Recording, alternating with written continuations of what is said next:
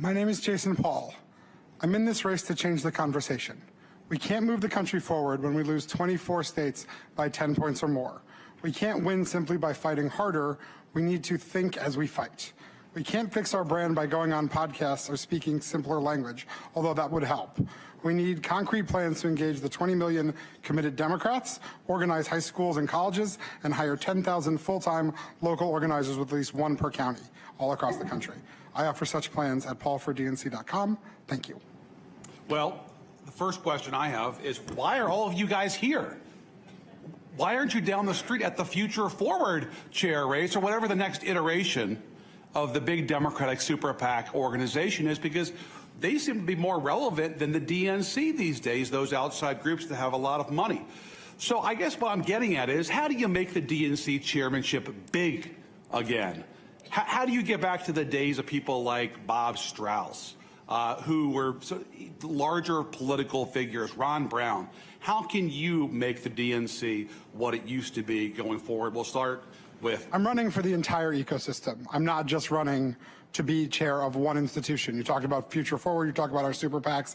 It's one giant big ecosystem, and I'm running to hopefully be as in charge of all of it as I can be, because I've been a part of that ecosystem at all levels of it, from local parties to the para-party of outside groups to, sort of being a thinker on these subjects.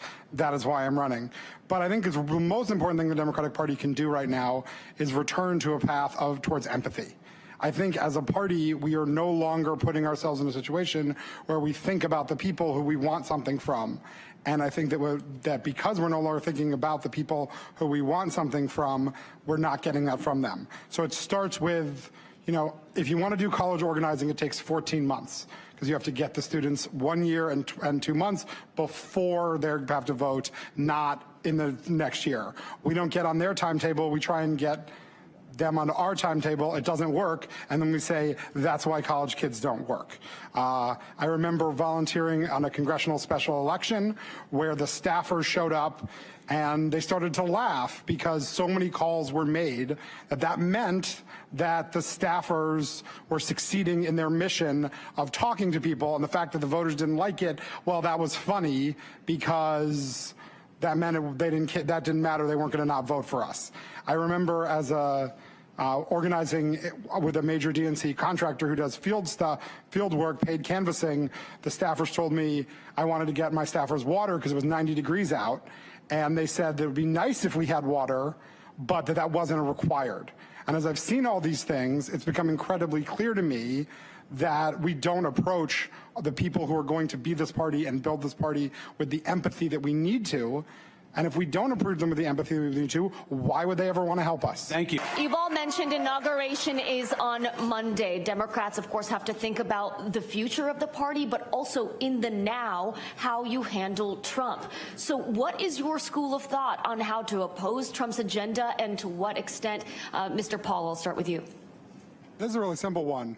You fix it. Donald Trump has promised to fix everything. He always promises to fix everything.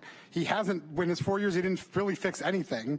A lot of the time, Democrats in Congress bailed him out and let the government function because we're good, responsible people and we wanted to see good things happen. And so we let him function. We shouldn't do that anymore. You fix it, Donald Trump. You and your 220 members of the House find a way to pass all the legislation, pass all the things that you want to do, raise the debt ceiling, make the country function. That's your job. As an opposition party, we don't owe you any votes. We don't owe you any responsibility. It is your job to fix the country. And if you can't, well, then that's going to be what happens in this country.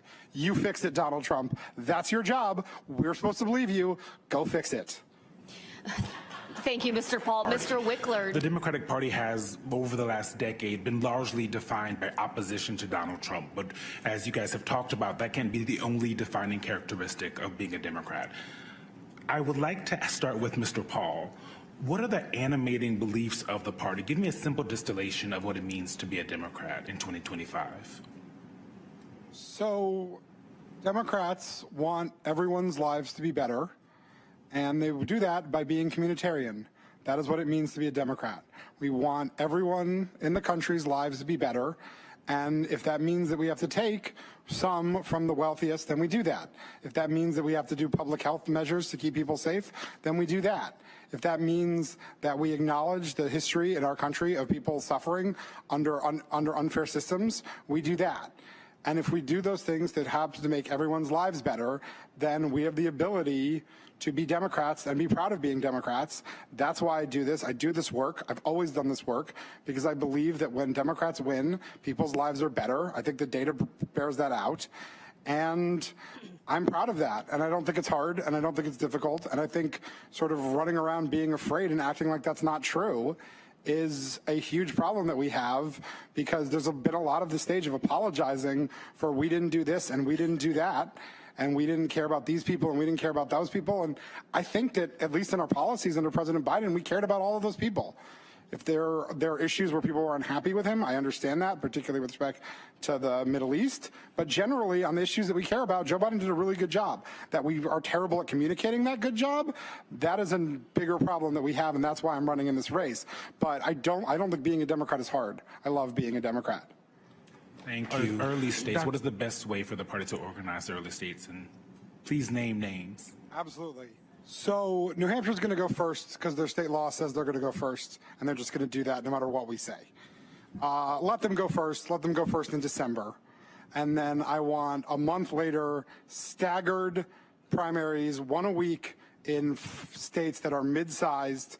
My native Connecticut, Iowa, Mississippi, Oklahoma, so you can get in to the states that have small numbers of voters, but not so small that it's tiny, and then so that will give the whole country a chance to weigh in, Nevada also, weigh in in a way that then allows for deliberation, because one of the major problems in our last primary process in 20 was Joe Biden won a race on Saturday and then was chosen without doubt on a Tuesday because that was the day after it, and there was no chance to have anything else happen. We want to stagger small primary states, because if we do that, we have an opportunity to be deliberative, but it can't just be the white states like Iowa and New Hampshire again. But again, New Hampshire is going to go first no matter what we do because of their state law. Sanctioning them doesn't work. We tried it.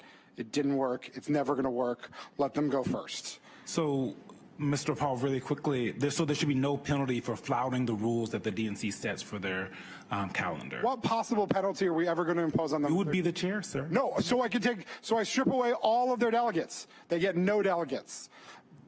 New Hampshire, as part of their economy and history of being the first primary, they don't care who gets sent to the convention for delegates. And the number of time delegates actually end up mattering is so small that trying to sanction them, the party in 8 tried to sanction Florida and Michigan, and we caved on that too to some degree in the end. Sanctioning doesn't work. We want to think it's going to work. It doesn't work. And in New Hampshire, it's certainly not going to work because they consider it to be their birthright. And they did it again. And did we seat their things? Yes, we did. We sat them again.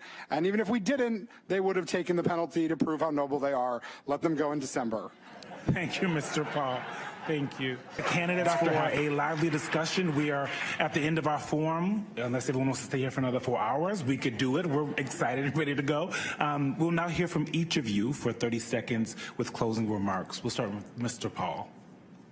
So I got my start in Connecticut with Bill Curry's campaign for governor. Bill Curry told everyone that Governor Rowland was a crook. He was a crook. The media shrugged. We lost, and I never trusted you again. All my plans are necessary because everyone has tuned out the mainstream media. And when we do hear you, you only ask gotcha questions. 80% of the questions you asked tonight were, why are you terrible? So we have to go around you, whatever it costs. Read my plans, listen to my plans. We can only do this together. Thank you, Mr. Paul. Does anyone on the stage disagree with Ms. Williamson about the process? Mr. Paul. Our problem is we trusted you all. Your job was to inform the American people about what was going on in this country. But instead of informing the American people about what's going on in this country, you ask the same kind of gotcha questions that I am so sick and tired of hearing from journalists in this country. Joe Biden did a good job as president. He got good things done, and none of you ever said it because you wanted to ask, what's wrong with Joe Biden today? What's wrong with Joe Biden today? What's wrong with Joe Biden today? And because the media didn't inform the American people about what was going on, it became impossible for us to get any message out. And because we couldn't get any message out, nobody knew what we did, and that's why we lost the damn election. It is your people's fault, and I'm sick of it. I'm sorry.